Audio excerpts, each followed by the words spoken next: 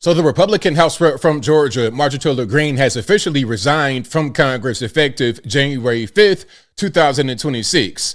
Why is she doing this and why pick that date specifically? Let's talk about it.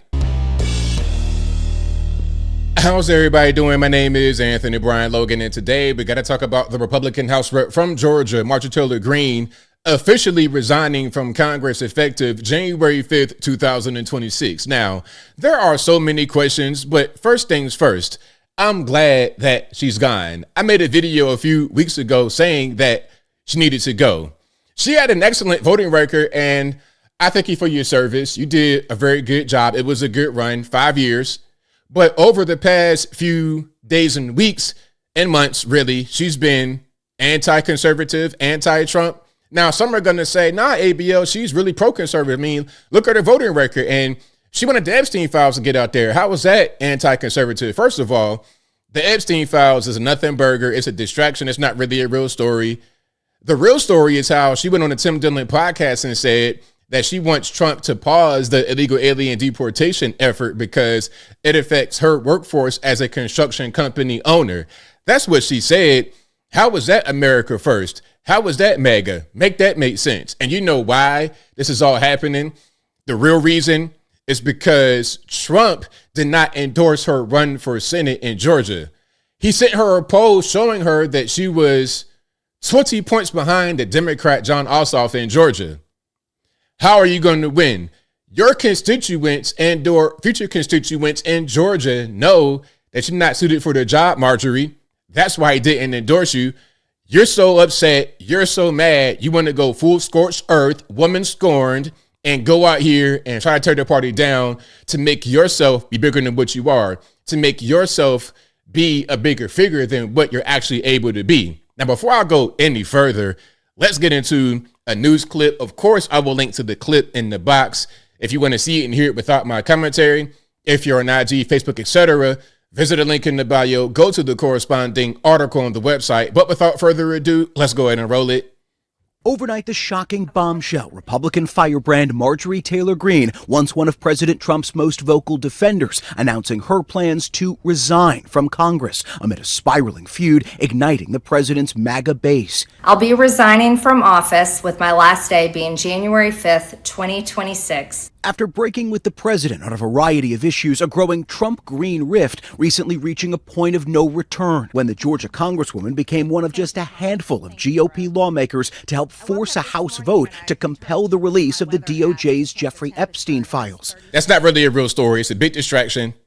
Trump calling her a traitor, the congresswoman hitting back. Standing up for American women who were raped at 14 years old, trafficked and used by rich, powerful men should not result in me being called a traitor and threatened. That's not why you got called a traitor. You got called a traitor because of your actions after Trump did not want to endorse you to run for Senate in Georgia. That's what this is all about. It's self-serving. It's not about victims. It's not about other people. It's about Marjorie. It's about you. It's about being selfish. It's about vanity. It's about you wanting to be more than what you are. Rather than just playing your position and being the good MAGA and voting for our agenda, you want to try to become the president or something beyond what you're actually capable of doing. By the President of the United States. First elected in 2020, Greene quickly becoming a lightning rod on Capitol Hill. You don't have enough intelligence. Chair recognizes Mr. Perry. For years, Greene synonymous with Trump's MAGA movement, standing firmly by his side in the aftermath of the January 6th Capitol attack, even wearing a MAGA hat to President Biden's State of the Union. This one, I never, ever want to have her as my enemy. Marjorie Taylor Greene.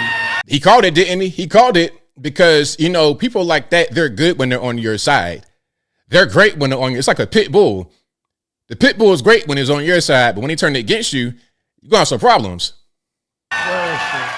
But cracks started to form months ago when Greene began accusing the president of betraying his America First campaign promises, critical of his support for Israel and policies for specialized foreign workers. I don't know what happened to Marjorie. She's a nice woman, but I don't know what happened. She's lost her way, I think. This morning, Greene speaking directly to the president's base. If I am cast aside by the president and the MAGA political machine, then many common Americans have been cast aside and replaced as well.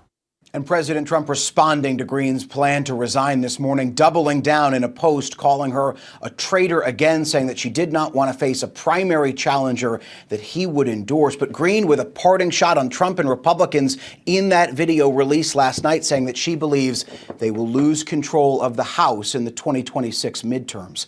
Guys. All right. If the House is lost in 2026, it's not because of Marjorie Taylor Greene or anything she's talking about. It's because people might be kind of upset about the economy and the way that it's going. And the pendulum always swings in the country.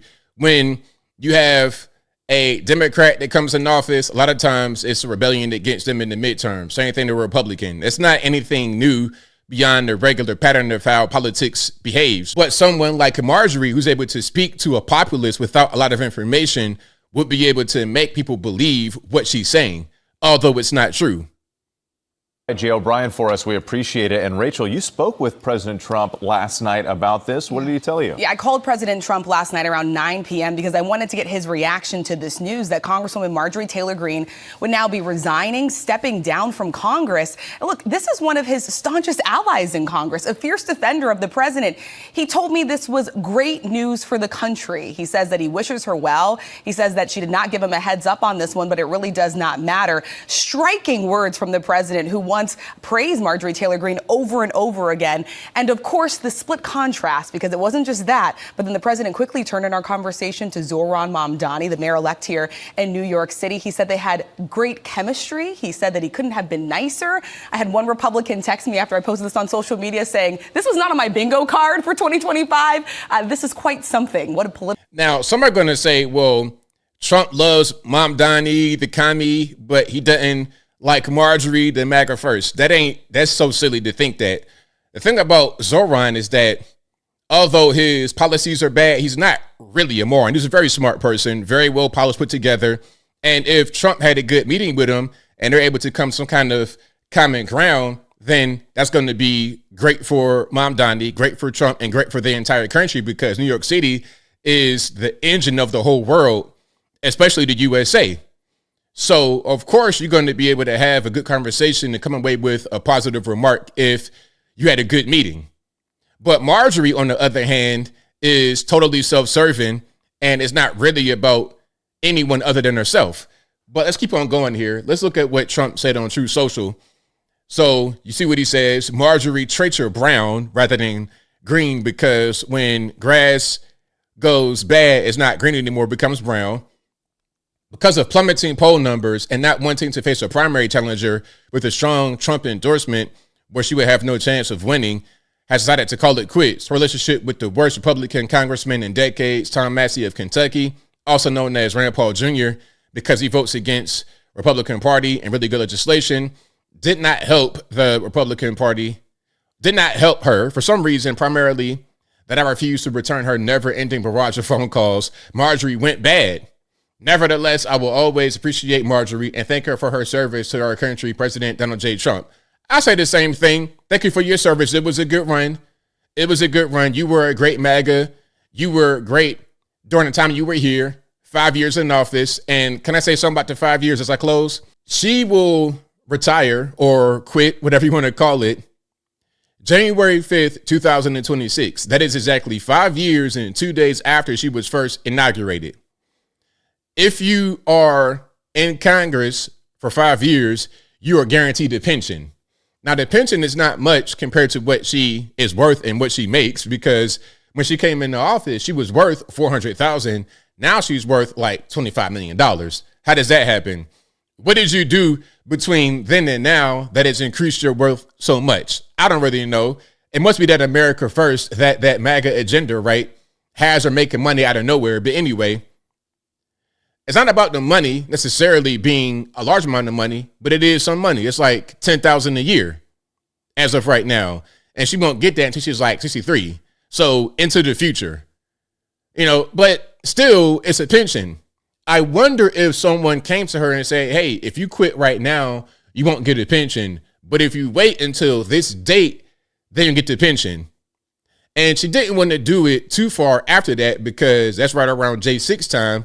If you resign on January 6th, that would have been the story. If you resign on January 7th, that would have been the story, because you're trying to skip January 6th. So a day before, hey, it's okay. You're able to quit, cut and run, join the podcast, join The View, join CNN, join MS-13 DNC. You could be like Mike Pence or a guy like this, or Michael Steele. You could be like that with your own TV show and the podcast and the book and make more money after you get done. And then that way, you don't have to rely upon illegal alien slave labor to build houses for no money. But as I close, I want to say this. I'm glad she's gone.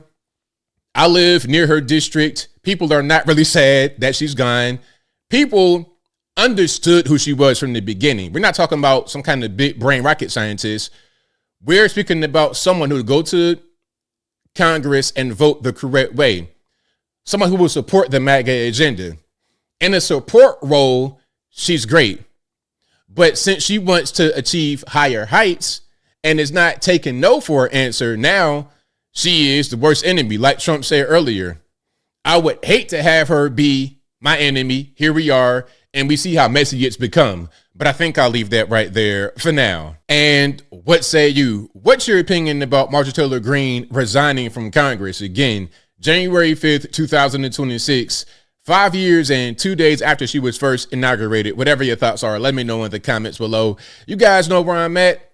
I'm happy this is happening. I called it. Anybody could have called it. We saw what was going on. She was spiraling, crashing out, all because really Trump did not embrace her in the way that she thought that he should. Oh, I put the MAGA hat on. I put my neck out on the line for you. I did all the MAGA agenda. Okay, that's great. But that does not give you license to do whatever you want to do. Why would I endorse you for a Senate run when you have no chance of winning? Everyone knows you are best suited for the role you're in right now. Anything beyond that, that's not for you. And it's okay because everyone can't do everything. Some guys are good to be the boss. Some guys are good to not be the boss. What they say, too many chiefs, not enough Indians. Marjorie, be an Indian rather than the chief. You're not cut out to be the chief. But whatever your thoughts are, please let me know in the comments below. And that is all I got to say for this video. If you like what you heard, please comment, rate, share, and subscribe. Peace.